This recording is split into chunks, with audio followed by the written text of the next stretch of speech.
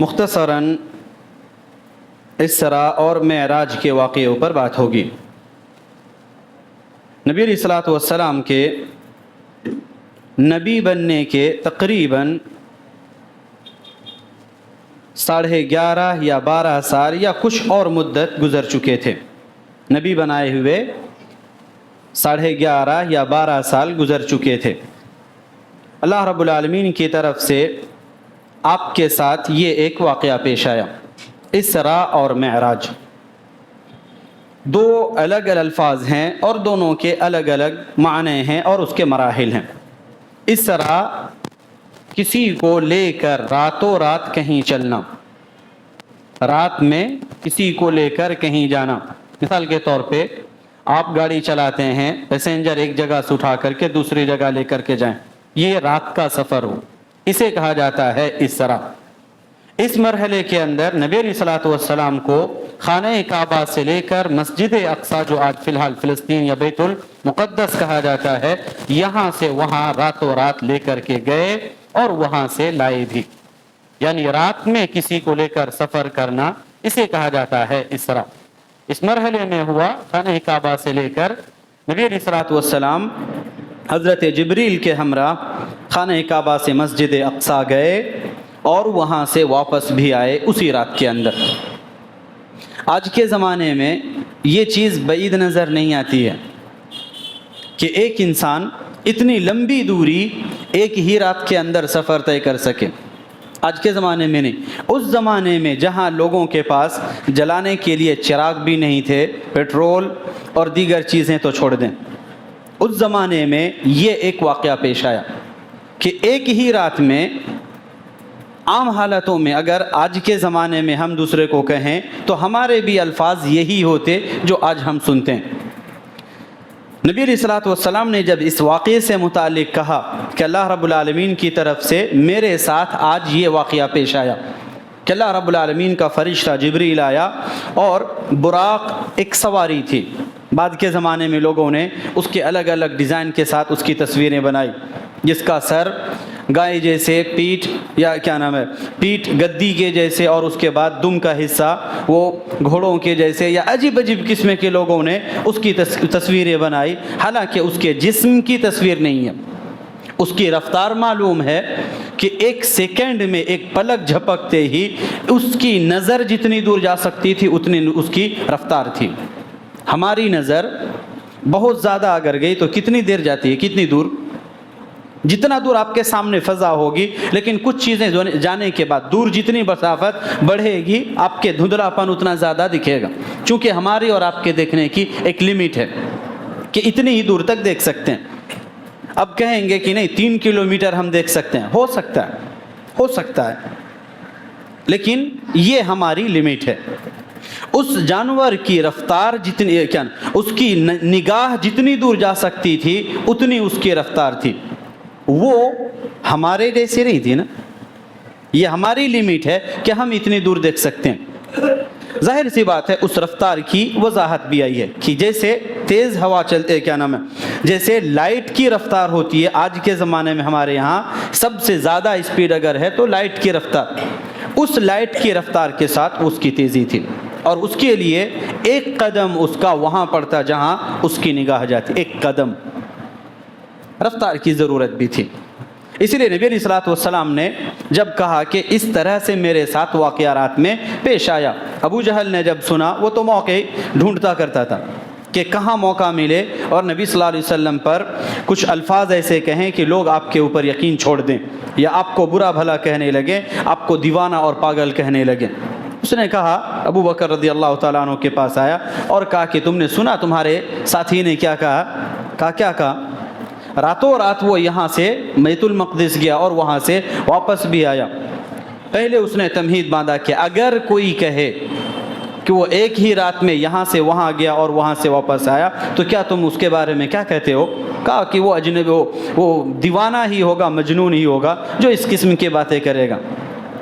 اس نے کہا کہ یہی بات تمہارا ساتھی، نبی صلی اللہ علیہ وسلم کی طرف اشارہ کرتے ہوئے کہ تمہارا ساتھی کہہ رہا، کہ اگر انہوں نے کہا تو سچ ہے، ایمان۔ اسی موقع پر ان کو خطاب ملا تھا صدیق،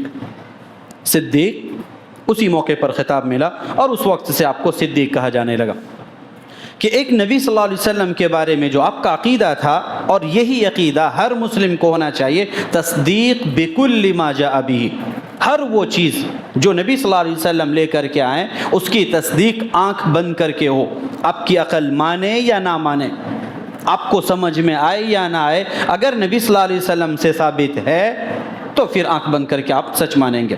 چونکہ ایمان کا حصہ، ایمان بالرسل میں جب نبی صلی اللہ علیہ وسلم کی شہادت کا اقرار ہم لوگ کرتے ہیں کہ وہ محمد رسول اللہ، تو اس گواہی کے اندر یہ بھی ہے کہ آپ جو بھی لے کر کے آئے ہیں آپ کی تصدیق ہوگی۔ آپ نے کہا کہ آپ کے ساتھ واقعہ پیش آیا تو آپ کو سچ ماننا ہوگا، تصدیق۔ بہت ساری خبریں آپ کو ملتی ہیں کہ آنے والے زمانہ میں کچھ ایسا ہوگا جو حالات چینج ہوں گے، بہت ساری فتنوں کا ذکر ہے، بہت ساری تبدیلیوں کا ذکر ہے۔ آنے والے زمانہ میں اگر آج نہیں ہوئے ہیں، آنے والا زمانہ میں وہ ہوں گے اور ویسے ہی ہوں گے جیسے آپ نے خبر دیا، یہ تصدیق۔ خوارج کے بارے میں نبی علیہ الصلوۃ والسلام نے پیشین گوئی کی تھی کہ تمہارے بیچ میں سے کچھ لوگ ایسے ہوں گے جو تمہارے جنس سے ہوں گے، تمہارے بیچ کے ہوں گے، تمہاری زبان بولیں گے، لیکن ان کی عبادتیں دیکھو گے تو تم اپنی عبادتیں کم سمجھو گے کہ ان کی عبادتوں کے مقابلے میں ہماری عبادت کی تو کوئی گنتی نہیں ہے۔ لیکن ان کا ایمان، ان کی قرات، ان کے لہجے ایسے ہوں گے قرات کے کہ تم سوچو گے کہ آج تک ہم نے کبھی ایسی قرات سنی ہی نہیں۔ ان کو دیکھ کر کے تمہیں اپنے آپ کو اور اپنے برادری حقیر نظر آئے گی۔ نبی صلی اللہ علیہ وسلم فرماتے ہیں کہ وہ اصل میں خوارج ہوں گے، یمرقون من الدین کما یمرق السهم من الرمیہ، وہ دین سے ویسے ہی نکل جائیں گے جیسے کمان سے تیر نکلتا ہے اور واپس آپ نہیں لا سکتے، وہ دین سے بالکل صاف صاف وہ نکل جائیں گے، دین کا ایک نشان بھی ان میں باقی نہیں رہے گا۔ بعض میں ہے کہ انہیں قتل کر دو اگر تمہیں وہ نظر آئیں، ان کے قتل میں ثواب ہے، یہ الگ مسئلہ ہے۔ فی الحال خوارج میرا موضوع نہیں ہے، اسی لیے آدھا جواب لے کر نہیں جائیں گے آپ۔ مقصود یہ ہے نبی علیہ الصلوۃ والسلام نے اس موقع پر پیشین گوئی کی تھی کہ ان میں سے ایک شخص ایسا ہوگا جس کا جسم مرد جیسا ہوگا لیکن اس کے جو ظاہری اعضاء ہوں گے وہ عورتوں جیسے ہوں گے۔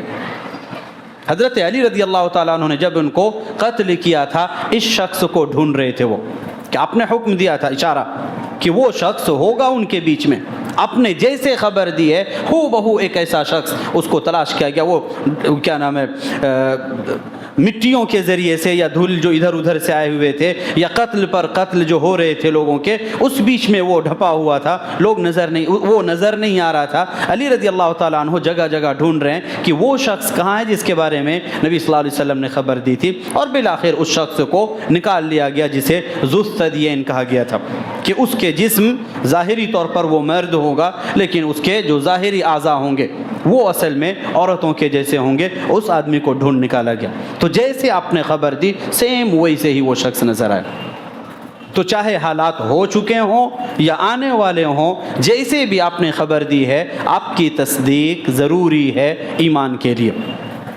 انہی میں سے ایک حصہ تھا جب حضرت ابو بکر رضی اللہ تعالیٰ عنہ نے تصدیق کیا۔ اسراء ہو گیا، مرحلے میں آتے ہیں معراج۔ معراج عروج سے ماخوذ ہے، عین را واو جیم، عروج، اور عروج کہتے ہیں اوپر اٹھنا۔ اسی واقعے کے اندر نبی علیہ الصلوۃ والسلام بیت المقدس سے ساتوں آسمان کے اوپر عرش تک گئے اور اللہ رب العالمین سے گفتگو کی۔ ساتوں آسمان سے اوپر عرش تک گئے اور اللہ رب العالمین سے گفتگو کی۔ یہ جو نیچے سے اوپر چڑھنا ہے، نیچے سے اوپر چڑھنا، یہ دراصل اس واقعے کے اندر ہوا تھا اور وہ بھی اسی رات کا حصہ تھا۔ 7 آسمان، ہماری اب تک کی سب سے تیز رفتار جو کیا بولتے ہیں اس کو، جو تیز رفتار جہاز جاتے ہیں، میزائل وغیرہ، میزائل، تو یہ رفتار آج تک ہمارے بمشکل اس کی اتنی رفتار ہے، تب بھی یہ جگہ جگہ سیاروں تک پہنچ چکے ہیں، لیکن اس کے اوپر رسائی ممکن نہیں ہے، اس کے آگے ہماری پہنچ نہیں ہو پائی ہے کہ کیسے پہنچیں گے۔ یہ ایک رات کا معاملہ، یہاں سے وہاں اور واپس آئے بھی اور اس کے بعد اپنے بستر پر بھی ملے۔ المہم، تو یہ جو نیچے سے اوپر چڑھنا اور اوپر سے نیچے آنا، یہ تھا دوسرا حصہ معراج۔ اسی موقع پر نبی صلی اللہ علیہ وسلم کو سورہ بقرہ کی آخری 2 آیتیں تحفے میں ملی تھیں۔ اسی موقع پر نماز بھی فرض ہوا تھا، پہلے 50، دھیرے دھیرے ہوتے 5، لیکن ثواب 50 کا۔ اللہ کریم ہے نا، آج ہم بھی اس 5 ہی میں پریشان ہو رہے ہیں۔ سچ میں حضرت موسیٰ علیہ السلام نے جو کہا تھا کہ محمد اور بھی کم کرا کر کے آؤ، میں نے بنی اسرائیل کو دیکھا 2 وقت بھی نالائق نہیں پڑھتے تھے، یہ تو تمہاری امت ہے 5 کلو لے کر کے آ رہے ہو، تم اور جا کر کے کم کراؤ۔ انہوں نے نبی علیہ السلام نے کہا کہ بار بار جا کر کے واپس آنا اچھا نہیں لگ رہا ہے، شرم آ رہی ہے، جتنا ہے اتنا ہی، چونکہ یہ ایک فکس تھا۔ ادھر نبی صلی اللہ علیہ وسلم نے کہا کہ اب جانے میں حیا آ رہی ہے، اور ادھر سے حکم ہے کہ اب نہیں چینج ہو سکتا، یہ 5 فکس ہے۔ البتہ ایک احسان کر سکتے ہیں کہ تم 5 پڑھو لیکن 50 کا ثواب ملے گا۔ یہ ہے اللہ تعالیٰ کی رحم اور اللہ تعالیٰ کا یہ کرم۔ تو اسی موقع پر نماز کی فرضیت بھی ہوئی تھی۔ حقیقت کہیں تو اسراء اور معراج کی تاریخ فکس نہیں ہے کہ کس تاریخ کو یہ واقعہ پیش آیا۔ جتنے بھی مورخین شروع سے لے کر کے اب تک جتنے بھی ہسٹری کے اندر لکھنے والے ہیں، ان لوگوں نے اس تعلق سے کوئی ذکر نہیں کیا۔ البتہ اتنا کہا ہے ہجرت سے قریب تھا، ہجرت سے قریب۔ کچھ نے کہا 1 سال پہلے، کچھ نے کہا 1.5 سال پہلے، کسی نے اور کچھ تاریخ ذکر کی۔ مہینوں کی طرف بھی اشارہ نہیں ملتا، الگ الگ مہینے ملتے ہیں۔ آج ہمارے یہاں دیکھیں گے، ہمارے بیچ رہنے والے بہت سارے ایسے ہیں جو یہ کہتے کہ 27 رجب کو نبی صلی اللہ علیہ وسلم کو معراج کا واقعہ پیش آیا، اور باقاعدہ اس دن لوگ خوشیاں مناتے ہیں۔ یہ فکس تحدید کے ساتھ کوئی نہیں کہہ سکتے، چونکہ وہ تاریخ اب تک فکس نہیں اور متعین نہیں ہے۔ اسی لیے ایک تاریخ کو خوش ہونے کے لیے اپنے متعین کر لینا خوش فہمی ہو سکتی ہے، لیکن حقیقت نہیں۔ خوش فہمی ہو سکتی ہے، حقیقت نہیں، چونکہ اب تک کسی نے بالتحدید نہیں کہا۔